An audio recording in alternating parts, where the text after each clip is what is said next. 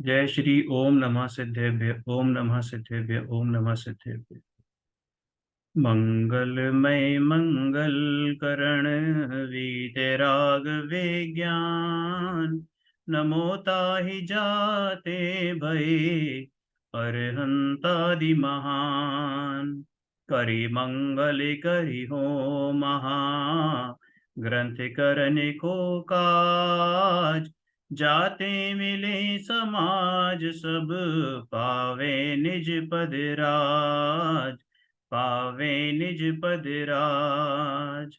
मिथ्या भाव क्या हाँ मिथ्या भाव अभाव से जो प्रगटे निज भाव सो जयवंत रहो सदा यही मोक्ष उपाय यही मोक्ष उपाय। अपन का मोक्ष माँ प्रकाशक जी नाम का ग्रंथ अतुलनीय अकल्पनीय अकथनीय ग्रंथ है। सीधे मोक्ष की ओर ले जाने वाला ये मार्ग वो प्रकाशित करने वाला है। और पंडित जी ने इसकी रचना करके हम पामर जीवों पर तो अनंत अनंत उपकार किया ही है। बाकी जो ज्ञानी जीव हैं उनके लिए भी एक तरीके से ये कुंजी टाइप में है कि अगर कहीं कोई भूल हो रही हो तो उसको वो यहाँ से सुधार सकते हैं।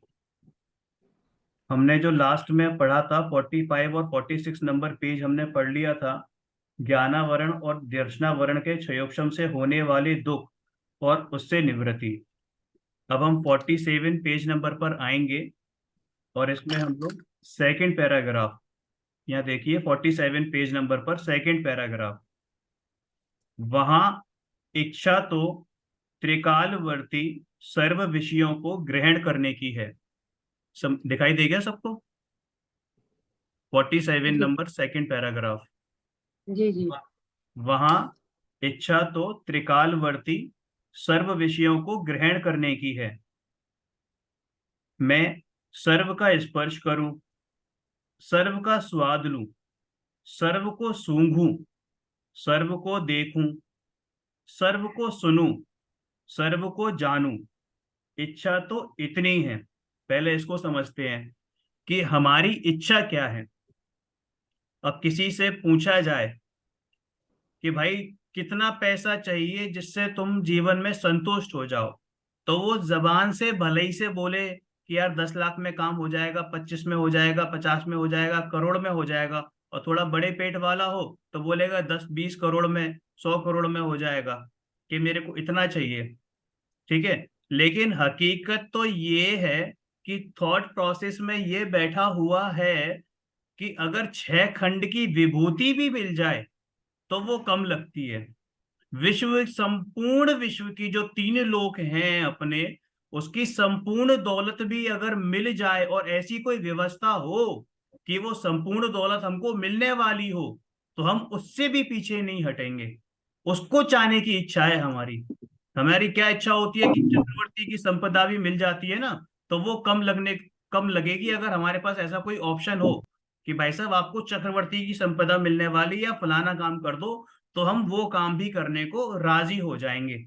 कंडीशन अप्लाइड कि हमें वो मिलने वाला हो, है ना। तो इच्छा तो इतनी तीव्र होती है, हम बोले नहीं बोले वो बात अलग है, लेकिन इच्छा इतनी है कि साहब मैं दुनिया के सारे रस वो चख सकूं, दुनिया की सारी खुशबुएं वो सूंघ सकूं, दुनिया के सबसे बेहतरीन मखमली गद्दे पे मुझे सोने को मिले, है ना। ऐसी और दुनिया की सबसे सुंदर स्त्री के साथ मेरी शादी हो, या दुनिया के सबसे हैंडसम लड़के के साथ, या सबसे कहते हैं ना कि मोस्ट एलिजिबल बैचलर के साथ मेरी शादी हो, ऐसी इच्छा होती है। ठीक है। लेकिन शक्ति कितनी है? शक्ति कितनी है? शक्ति तो क्षयोक्षम रूप ही है, क्योंकि उघाड़ बड़ा कम है। शक्ति जो प्रकट में है वो कितनी है? जरा सी है, इत्तू सी है। मैंने आपको कल भी बताया था कि 0.00000 इतने जीरो लगा लो कि आपका हाथ थक जाए, उसके बाद एक लिखना। तो इतने परसेंट शक्ति है, और इसका भी असंख्यातवां भाग हमारे को मिल पाता है। हमारे को मिल पाता है, मतलब कायदे में देखा जाए तो समुद्र जितना भी पूरा विश्व है उसका सारा पानी इकट्ठा कर लो और उसमें सुई के नोक बराबर जो एक निकलेगी ना ड्रॉप, उतना हमारे हमें मिल पाता है या उतनी हमारे को सामर्थ्य है कि हम उतना ग्रहण कर सकें। इतना क्षय समय मात्र हमारा। एक एग्जाम्पल लेते हैं, किसी को पानी पीने की इच्छा हुई, तीव्र इच्छा हुई। अब उसमें क्या हुआ, यार ये पानी है, थोड़ा सादा सा लग रहा है, गर्मी का मौसम है, इसमें बर्फ भी डालो, ठंडा बनाओ, यानी कि स्पर्शन इंद्रिय। अरे यार टेस्ट नहीं आ रहा, थोड़ी सी इसमें शुगर भी डालो, मीठापन डालो, ठीक है, तो आपकी रसना इंद्रिय हो गई। अरे यार थोड़ा सा और अगर इसमें हम है ना थोड़ी सी गंध डालें ना, इसमें गंध डालें, खसखस वगैरह डालें, उससे खुशबू होगी, फ्लेवर बनेगा, खुशबू बनेगा, तो वो भी डालो, तो वो आपकी रसना इंद्रिय हो गई। फिर उन्होंने कहा अरे यार कुछ थोड़ी सी कमी और है, इसमें थोड़ा सा है ना कलर एसेंस डालो, एसेंस रेड कलर का या कुछ इस तरीके से, तो मजा भी आए पीने में, कांच के ग्लास में लेंगे तो दिखेगा चमकदार एकदम बढ़िया तरीके से। तो आपकी वर्ण हो गई, यानी कि चक्षु इंद्रिय हो गई। यार ये सूखे सूखा मजा नहीं आ रहा, थोड़ा म्यूजिक भी हो जाए उसके बाद चलाएंगे, है ना। तो वो उन्होंने पूरा माहौल बना लिया, वो शाम को 8 बजे वाला माहौल होता है ना, वैसा माहौल क्रिएट कर लिया कि है ना, मतलब जब बैठेंगे चार यार या दो तीन, है ना, एक मैं और एक आप और एक वो, तो वैसा माहौल। तो मतलब क्या हो गया कि जरा से पानी उसको प्यास लगी और उसने पांचों इंद्रियों के मजे ले लिए, मतलब इतनी तीव्र इच्छा हुई। तो ऐसे ही हम सबका हाल है कि हमें चाहिए तो इतू सा होता है, लेकिन हमारी जो इच्छा होती है ना, मतलब हमारा जो जरूरत है वो इतनी सी है, और हमारी जो इच्छा है वो इतनी है कि अनंत भी कम पड़ जाए, और शक्ति कितनी है, इससे भी कम। परंतु शक्ति इतनी है कि इंद्रियों के सन्मुख आने वाले वर्तमान, वर्तमान यानी अभी हाल में, वर्तमान स्पर्श रस गंध वर्ण शब्द, उनमें से किसी को किंचित मात्र, किंचित का मतलब यहाँ थोड़े है, और थोड़े में आप ये समझ लो मतलब जो मैंने बताया कि 1/संख्यात्मक हिस्सा, इतना मात्र ग्रहण करे, तथा स्मरण आदिक से मन द्वारा किंचित जाने, और सो भी बाह्य अनेक कारण मिलने पर सिद्ध हो। अब देखो कितनी बढ़िया बात लिखी है कि शक्ति इतनी है कि इंद्रियों के सन्मुख आने वाले, ये बड़ी इंपॉर्टेंट चीज है कि भैया। और क्या होता है देखो, आप स्पर्श, अगर स्पर्शन इंद्रिय की बात करें तो स्पर्शन इंद्रिय को आप बिना छुए नहीं जान सकते। जब तक आप गरम तवे पे हाथ आपका टच नहीं होगा, आपको नहीं मालूम पड़ेगा कि वो तवा गरम है या ठंडा है ना। जब तक आप आइस को छुओगे नहीं, तब तक आप नहीं जान सकते कि वो जो है ठंडी है या नॉर्मल है ना। आप कठोर को छुओगे नहीं, किसी वस्तु को छुओगे नहीं, तो उसकी प्रॉपर्टीज नहीं मालूम पड़ पाएंगी। ऐसे ही जब तक कोई शब्द आपके कान से टकराएंगे नहीं, हमने पढ़ा था ना शब्द भी पुद्गल होते हैं, पुद्गल की पर्याय होती है शब्द, तो वो जब तक आपके कान से टकराएंगे नहीं, है ना, यानी कि वो भी स्पर्श कर रहे हैं, डायरेक्ट इंटरेक्शन हो रहा है, तो तब तक आप उनको जान नहीं सकते। ऐसे ही जब तक आपकी जीभ से कुछ नहीं टकराएगा, आप जीभ पे नहीं रखोगे, यानी अगर आपने मतलब 1 मिलीमीटर डिस्टेंस भी छोड़ दिया चीनी और अपनी जीभ के बीच में, तो आप ये नहीं बता सकते कि ये चीनी मीठी है या फीकी है ना, यानी कि उसका टच होना जरूरी है। ऐसे ही जब तक कोई सुगंध या दुर्गंध उसके परमाणु आपकी नाक के अंदर नहीं जाएंगे, तब तक आप ये नहीं जान सकते कि ये सुगंध है, अच्छी खुशबू वाला है या बुरी खुशबू वाला है, बदबू वाला है। समझ में आ रही बात। लेकिन एक चक्षु इंद्रिय जरूर ऐसी है कि जिसके लिए स्पर्शन की जरूरत नहीं है, वो आप दूर की चीज भी देख सकते हो, भले से वो आपके टच में हो या नहीं हो, इनफैक्ट अगर टच में होगी तो बंद हो जाएगी आंखें, ठीक है। और इन 5 इंद्रियों की खास बात क्या है कि ये सिर्फ बाहर जो वस्तुएं हैं उनके देखने जानने में निमित्त होती हैं, बाहर की वस्तुएं। आंख कभी भी अपने अंदर का नहीं देखती, नाक कभी भी अपने शरीर के अंदर की वस्तु को नहीं सूंघती, रसना इंद्रिय कभी भी अपने अंदर की चीजों का टेस्ट नहीं करती, है ना। कान, हमारे शरीर में इतनी मशीनरी है मतलब साइंस में पढ़ा है हमने सबने कि पूरा जो मशीन है वो जो शरीर है वो एक तरीके से फैक्ट्री है। तो अंदर तो बहुत सारी आवाजें भी आती होंगी लेकिन हमारे कान नहीं सुन पाते उसको। समझ में आ रही है बात? तो ऐसे ही कि भैया जो इंद्रियां है ना की मर्यादा है, और वो भी कब है? उस समय प्रेजेंट। उस समय प्रेजेंट में क्या आपने कोई चीज कल छुई थी, उसका अनुभव आज कर सकते हैं? कल आपने कोई चीज छुई, कोई सपोज आप कल ठंडे में गए और ठंडी आपने हाथ लगाई, क्या उसका अनुभव आज कर सकते हैं प्रत्यक्ष में? नहीं हो सकता है।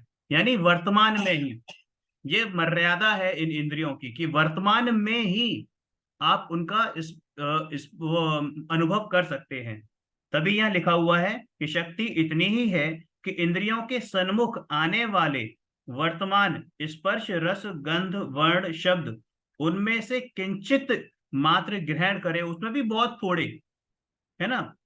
और सबसे बड़ी बात, इंपॉर्टेंट बात बताऊं आपको, कि इन पांचों इंद्रियों का काम भले ही एक साथ नजर आए, लेकिन जैन दर्शन के हिसाब से या प्रैक्टिकली एक समय में एक ही इंद्रिय काम कर रही होती है।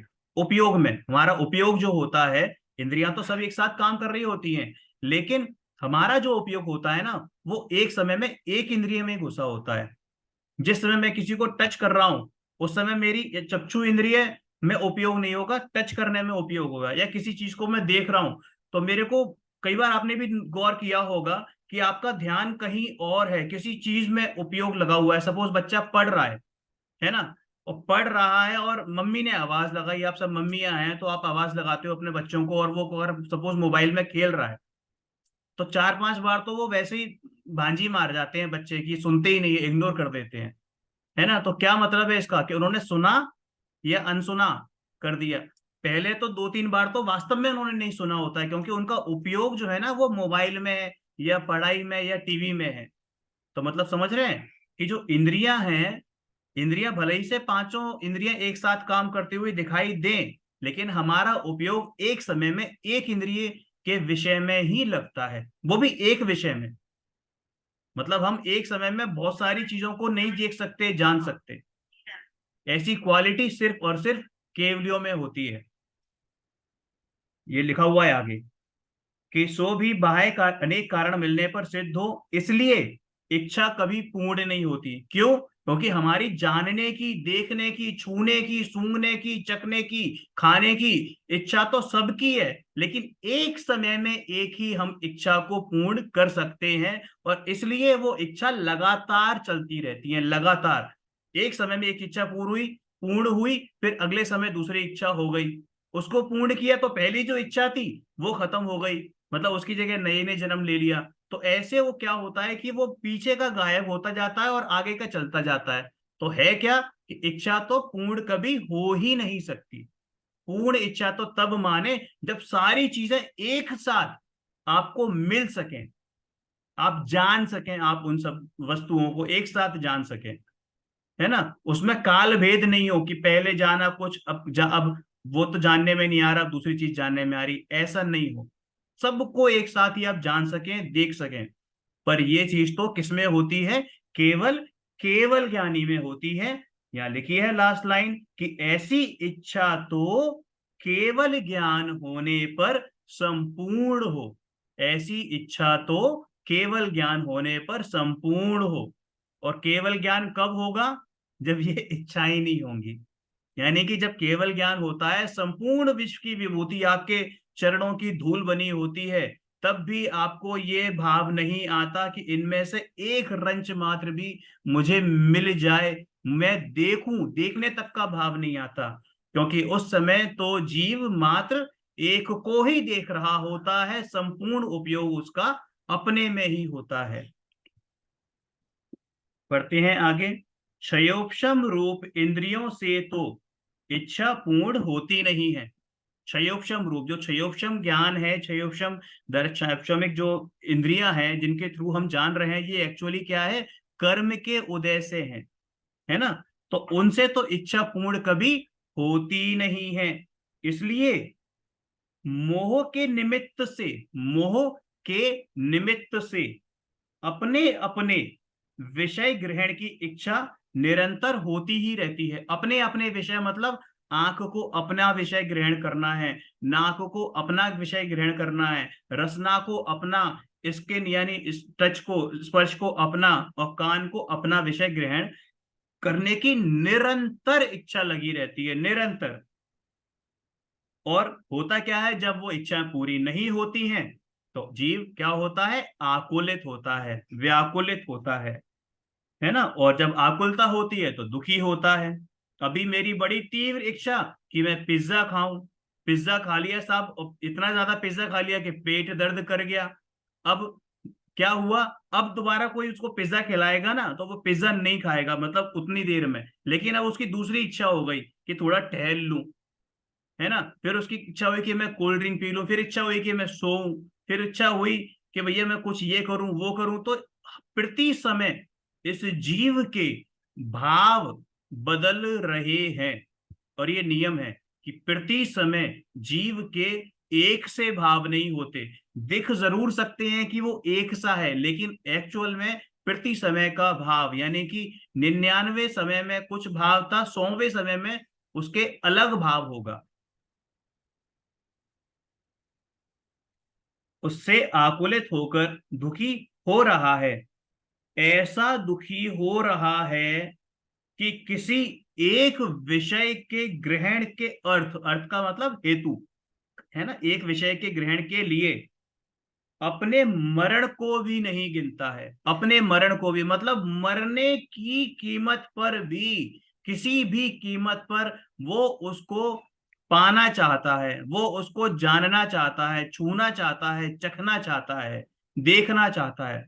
अभी एग्जाम्पल है आपके सबके सामने, अगर थोड़ा सा आपने न्यूज वगैरह में देखा हो, कि एक टाइटन सबमरीन, टाइटन सबमरीन जो समुद्र के आपने टाइटैनिक फिल्म देखी, टाइटैनिक फिल्म, टाइटैनिक जहाज था विश्व का उस समय का सबसे बड़ा और सबसे सेफ जहाज था टाइटैनिक। 110 साल पहले करीब, यानी 1912 में उसकी पहली यात्रा हुई, और वो ग्लेशियर से टकरा के नीचे डूब गया। ठीक है। तो आज तक लोग उसके मलबे के ऊपर रिसर्च कर रहे हैं, या उसके मलबे को देखने की इच्छा है कि वो है कैसे।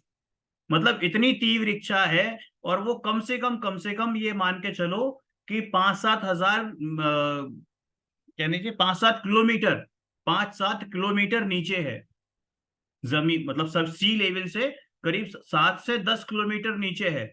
और इतने किलोमीटर नीचे जब जाता है ना जीव, मतलब कोई भी वस्तु जाती है, और नीचे इतना अधिक प्रेशर है, इतना अधिक प्रेशर है कि जैसे आपने ये ताली, ये 2 हाथ है ना मेरे, इनको जो चुपका दिया, इतना जबरदस्त प्रेशर है। इससे भी मतलब लाखों करोड़ों गुना प्रेशर है नीचे।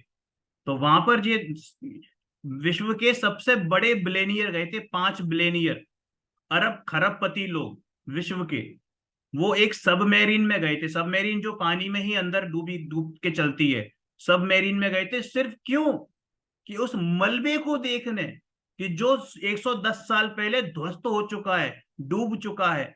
इतनी तीव्र इच्छा थी। और हुआ क्या, कि अंदर गए, और वहां पे इतना प्रेशर हुआ, इतना प्रेशर पड़ा कि वो चिपक गए, उनकी बॉडी भी नहीं मिली, मतलब बिल्कुल चिथड़े हो गए इतनी प्रेशर से। अब आप ये सोचो कि मतलब मरने की कीमत पर, क्या उनको पता नहीं था कि वो जहां जा रहे हैं वहां पे जान का खतरा है? अरे पता था, तभी तो वो सेफ्टी वाली वो थी ना सबमेरीन, वो बहुत सेफ्टी वाली थी। लेकिन फिर भी वहां पर ऐसा हादसा हुआ। और इसमें बचने के चांसेस होते हैं ना, जो इतनी नीचे पे जाता है जीव, कोई भी मनुष्य, कोई भी प्राणी, तो इनको बचने के चांसेस आप मान के चलो कि 10-12% भी अगर होते हो तो बहुत ज्यादा बोल दिए मैंने। उसके बावजूद वो लोग गए। लोग स्पेस पे जा रहे हैं, क्या उन्हें मालूम नहीं है वहां क्या है ना। लोग घूमने जा रहे हैं, चलो स्पेस में कोई रिसर्च करने जा रहा है तो समझ में आता है, बट कोई घूमने जा रहा है। अब तो स्पेस ट्रेवलर्स हो गए हैं, उनको टिकट मिलती है, मतलब करोड़ों रुपए खर्च करके सिर्फ स्पेस में घूमने जाने के लिए। उनका कोई लेना देना नहीं है साइंस से, कोई लेना देना नहीं है टेक्नोलॉजी से, सिर्फ पैसे के बल पर स्पेस में घूमने जाना है और वापस आना है। अभी वहां पे अगर आप फ्री हो गए ना, मतलब कोई कनेक्शन टूट गया, तो फिर दुनिया से ही कनेक्शन टूट जाता है, अब वापस नहीं आ सकते। इतनी तीव्र इच्छा है, मतलब मरण को भी नहीं गिन रहा है। वही चीज लिखी है उन्होंने। अब जो हम जाते हैं, घूमने जाते हैं, है ना, जैसे सिंगापुर वगैरह जाते हैं, अब इंडिया में तो पता नहीं, सिंगापुर वगैरह जाते हैं तो वहां लोग बंजी जंपिंग करते हैं।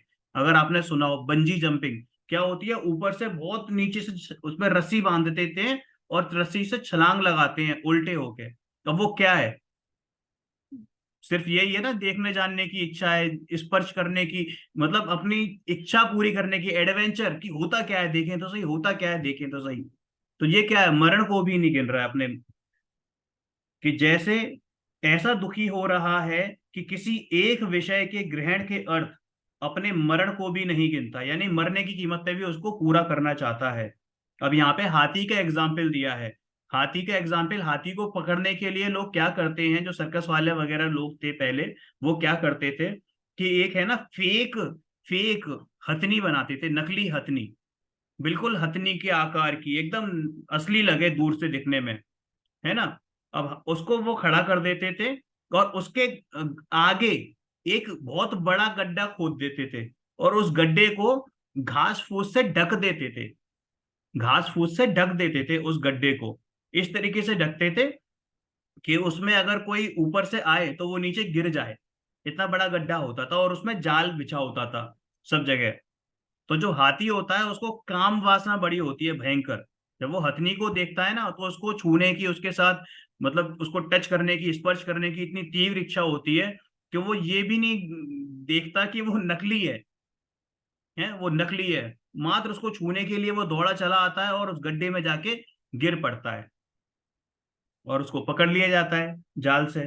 तो वही लिखा हुआ है कि हाथी को कपट की हथनी का शरीर स्पर्श करने की, यानी मछली को, जो वो होता है ना कांटा, फिश का कांटा, उसमें वो अर्थवॉर्म वगैरह, केंचुए वगैरह वो चुप अंदर, या कुछ भी मांस का टुकड़ा वो चुका देते हैं।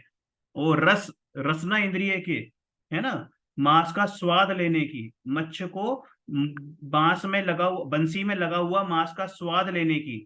भौरा, भौरा क्या होता है, पराग लेने के लिए, है ना, जो पौधे में जाता है और वो पिचर प्लांट होते हैं, कई ऐसे प्लांट होते हैं जो गया, अंदर गया भौरा और जो बंद हो गए, अब वो निकल ही नहीं पाएगा। तो कमल सूंघने की, पतंगे की, पतंगे को दीपक का वर्ण देखने की, हिरण को राग सुनने की, मतलब पांचों इंद्रियों का बता दिया, स्पर्श रस गंध और वर्ण, है ना। ऐसी इच्छा होती है कि तत्काल मरना भासित हो, तत्काल तुरंत मर जाए, और फिर भी वो करना है तो करना है, और उसको भी गिनता नहीं है, किसको, मरने को भी नहीं गिनता। विषयों का ग्रहण करने पर उसके मरण होता था। अब अगर वो चीज ले तो मरे, और नहीं ले तो कुड़कुड़ता रहे, अंदर ही कुड़ता रहे, यार मैं गया नहीं, मैं सिंगापुर गया और मैंने बंजी जंपिंग नहीं करी, ये बड़ा अफसोस का विषय है। आज मेरे पास इतना पैसा है और मैं स्पेस में नहीं जा पा रहा हूँ, बताओ। है, मेरी इच्छा है कि मैं अंटार्कटिका जाऊं, अंटार्कटिका, जहाँ कोई नहीं रहता, जहाँ आदमी रहना मतलब कुछ नहीं। अब तो अंटार्कटिका के टूर मिलने लगे हैं, बिकने लगे हैं, मतलब 15-15 लाख रुपए पर पर्सन अंटार्कटिका आप जा सकते हो, 15 लाख 20 लाख रुपए देके। और वहां इंसान की जात नहीं है एक भी, सिर्फ कुछ नहीं, ऐसे ही है। और पैसा हो और आप नहीं कर पाओ तो आपको बड़ा अफसोस रहता है कि अरे ये नहीं किया, वो नहीं किया, तो कुड़ता रहता है अंदर ही अंदर। तो विषयों का ग्रहण होने पर उसके मरण होता था, और विषय सेवन नहीं करे तो इंद्रियों की पीड़ा अधिक भाषित होती है। तब वो इंद्रियों की पीड़ा अधिक भाषित होती है, तब इस दुख में रहता है कि यार काश हम चले जाते, हम चले जाते, हम चले जाते, हम कर लेते, हम वहां जाते, हमने ये एंजॉय नहीं किया, वो नहीं किया। तो है क्या, जिस जीव को, इस मनुष्य को मरने से ज्यादा पसंद वो इंद्रियों को के जो विषय है ना उनको पूर्ण करना है, इतना ज्यादा पसंद है। मतलब अगर कोई कंपेयर करे कि मरना पसंद करेंगे या इन विषयों को पूरा करना पसंद करेंगे, तो वो जो कहेगा कि हम विषयों को ग्रहण करना पसंद करेंगे, मरना तो सभी को एक दिन है। मतलब ये विचार आता है कि विषय सेवन नहीं करने पर इंद्रियों की पीड़ा अधिक भाषित होती है। इन इंद्रियों की पीड़ा से पीड़ित रूप सर्व जीव निर्विचार होकर, जैसे कोई दुखी पर्वत से गिर पड़े, वैसे ही विषयों में छलांग लगाते हैं। निर्विचार होकर मतलब जो शून्य, जैसे बिल्कुल शून्य में चले गए और कुछ सोच नहीं रहे हैं, और वो जिसने पेड़ से छलांग लगा दी कि यार कुछ है ही नहीं। ठीक है। इन विषयों से पीड़ित रूप यानी कि क्या, कि भैया इंद्रियों के विषय ग्रहण हो नहीं पाए, तो उसने क्या छलांग सी लगा दी, मतलब इतना ज्यादा दुख हुआ, इतना ज्यादा दुख हुआ। और अगर इंद्रियों के विषय उसको मिल रहे हैं, वो सामर्थ्य बन रही है कि यार मैं खरीद सकता हूँ, ले सकता हूँ, जा सकता हूँ, तो उसमें डूब जाता है और मरण को प्राप्त होता है। नाना कष्ट से, मतलब है ना पैसे कमाने का, कैसे भी करके पैसे कमाए जाएं, कैसे भी करके। आपकी जरूरत लाख रुपए में पूरी हो सकती है, लेकिन हम क्या है कि हम तो साहब करोड़ कमाएंगे, जब करोड़ हो जाएंगे 10 करोड़ कमाएंगे, 10 करोड़ हो जाएंगे तो 100 करोड़ कमाएंगे। अभी 2 BHK में आप 4 लोग आराम से रह सकते हैं, लेकिन मेरी क्या इच्छा हो रही है कि साहब मैं तो 5 BHK लूं, वो भी अपना बंगला लूं। फ्लैट नहीं चाहिए मुझे, अपना बंगला चाहिए, है ना। नाना कष्ट से धन उत्पन्न करते हैं, उसे विषय के अर्थ खोते हैं, तथा विषयों के अर्थ, अर्थ यानी हेतु यानी उसके प्रयोजन, इसको उसका कारण लेने के लिए, विषयों को लेने के लिए जहां मरण होना जानते हैं वहां भी जाते हैं। नरक आदि के कारण, नरक आदि के जो कारण है, कौन कारण है, कि हिंसा आदि जो कार्य है, यानी पांच पांच पाप, ऐसे कार्य उन्हें करते हैं।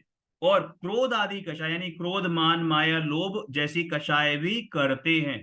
देखो कषाय और पाप दोनों का रिश्ता है। ऐसा नहीं हो सकता कि आप पाप में तो प्रवृत्त रहे हैं और कषाय नहीं हो, ऐसा नहीं होता, है ना। तो हिंसा आदि कार्य उन्हें करते हैं तथा क्रोध आदि कषायों को उत्पन्न करते हैं। वे क्या करें, वे करें क्या, मतलब क्वेश्चन कर रहे हैं हमसे पंडित साहब, करें क्या, करें क्या। कि भाई इंद्रियों की पीड़ा तो सही नहीं जाती, इंद्रियों की पीड़ा तो सही नहीं जाती, मतलब इतनी तीव्र इच्छा होती है कि मैं करूं, मैं करूं, मैं करूं। जैसे वो होता है ना, एक काम का भोगी होता है कि मतलब तीव्र इच्छा होती है कि यार मतलब कैसे भी करके मुझे ये मिले, मुझे ये मिले। तो वैसे ही कि इंद्रियों की पीड़ा सही नहीं जाती, इसलिए अन्य विचार कुछ आता नहीं। इसी पीड़ा से पीड़ित हुए, कौन, मनुष्य ही नहीं, इंद्र भी हैं, इंद्र भी हैं। हम समझते हैं कि स्वर्ग में तो कम होती होंगी, अरे भाई स्वर्ग में भी बहुत हैं। इसी पीड़ा से पीड़ित हुए इंद्र आदिक, इंद्र आदि यानी कि इंद्र और उनके ऊपर इंद्र आदिक, वे भी विषयों में अति आसक्त हो रहे हैं। उनको भी विषयों को ग्रहण करने की बहुत तीव्र इच्छा होती है। और तो और वह कषाय हमसे ज्यादा होती हैं, हमसे ज्यादा। और उनके पास तो ऑप्शन भी नहीं होती। यहाँ पर अगर कोई नौकरी कर रहा है और उसके बॉस ने 4 गाली बक दी, तो वो अगले दिन उसके मुंह पे रेजिग्नेशन दे के जा तो सकता है दूसरी नौकरी ढूंढने के लिए। वहां पर देवों के पास ये फैसिलिटी नहीं होती। अगर इंद्र ने कहा ना तो जो घोड़ा बन के मेरे साथ वहां चलना है, तो वो उसके पास ये ऑप्शन नहीं है कि वो मना कर दे अपने इंद्र से। आपको, आपने ऐरावत हाथी का नाम सुना होगा। ऐरावत हाथी नहीं है, त्रियंच नहीं है, देव है ऐरावत हाथी। वो देव जो है वो हाथी का रूप धारण करके उनको सैर करवाता है, कहीं भी जाने का उनका वाहन बनता है, वाहन, है ना। तो वही चीज है कि वो मना भी नहीं कर सकता। आपने सबने नाम सुना हो, आपने कहानी सुनी होगी, नीलांजना, नीलांजना है ना, नृत्यांगना जो नीलांजना, जिनका, जिनके मरण को देखकर भगवान आदिनाथ को, राजा ऋषभ देव को वैराग्य हुआ था। तो भैया वो जो नीलांजना थी, उसको भी मालूम था कि मैं 10 मिनट बाद इस भव से छोड़ के कहीं और जाने वाली हूँ, यानी मरने वाली हूँ। और जो उसका इंद्र था यानी देव, उसका बॉस, उसको भी पता था कि ये जाने वाली है, और फिर भी उसने उसको वहां पर नृत्य करने के लिए भेजा है। उसने मना नहीं कर सकती थी कि अरे मैं 10 मिनट में मरने वाली हूँ, मेरे को यही काम रखा है क्या। यहाँ पर अपनी आप नौकरानी से बोल के दिखाओ, वो बीमार हो तो बेटा तुझे कल आ जाइयो, तो वो तुरंत जो है ना इस्तीफा दे देगी बिना लिखे कि भाभी एक काम करो, अपना काम संभालो, मैं तो चली। वहां ये ऑप्शन नहीं होता। वे भी विषयों में अति आसक्त हो रहे हैं।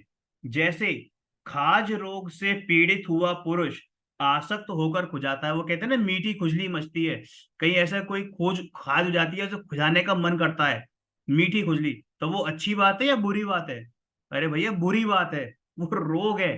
तो बस ऐसे ही कि खाज रोग से पीड़ित हुआ पुरुष आसक्त होकर खुजाता है, और पीड़ा ना हो तो किस लिए खुजाए? मतलब उसका इलाज क्या है, कि खुजाना इलाज है या वो हो ही नहीं, है ना?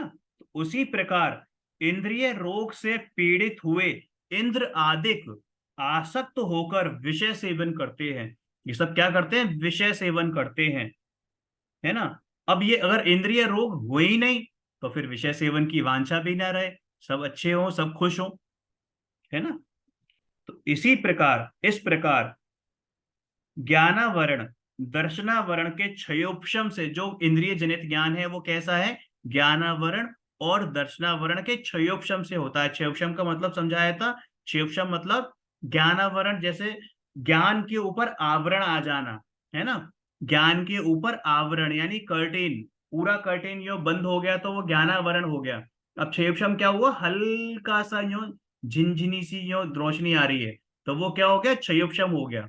किसका क्षेपशम हो गया? ज्ञानावरण का क्षेपशम हो गया। तो जो ज्ञान प्रकट में है वो इंद्रिय जनित ज्ञान, वह, अब जो इंद्रिय जनित ज्ञान है ना, अब कई कई बार लोग कहते हैं, सूक्ष्म बात है कि कई बार लोग कहते हैं कि इंद्रिय जनित ज्ञान दुखदायक है। इंद्रिय जनित ज्ञान दुखदायक नहीं है, इंद्रिय जनित ज्ञान दुखदायक नहीं है, लेकिन जब उसमें मिथ्यात्व मिल जाता है ना, मिलावट हो जाती है मिथ्यात्व की, है ना, मिथ्या दर्शन, मिथ्या ज्ञान और मिथ्या चारित्र की जब मिलावट हो जाती है तो वो दुखदायक बनता है। इस प्रकार ज्ञानावरण दर्शनावरण के क्षयोपशम से हुआ इंद्रिय जनित ज्ञान है, वह मिथ्या दर्शन आदिक के निमित्त से इच्छा सहित होकर दुख का कारण हुआ है। समझ में आया? क्लियर? अब अब देखो, ये दुख के कारण थे सब। अब क्या है कि अब हम मतलब हम सब जीव, हम क्या करते हैं कि हमें मालूम है कि ये चीज दुखदायक है, उसको दुख दूर करने का उपाय करते हैं और अपने हिसाब से करते हैं।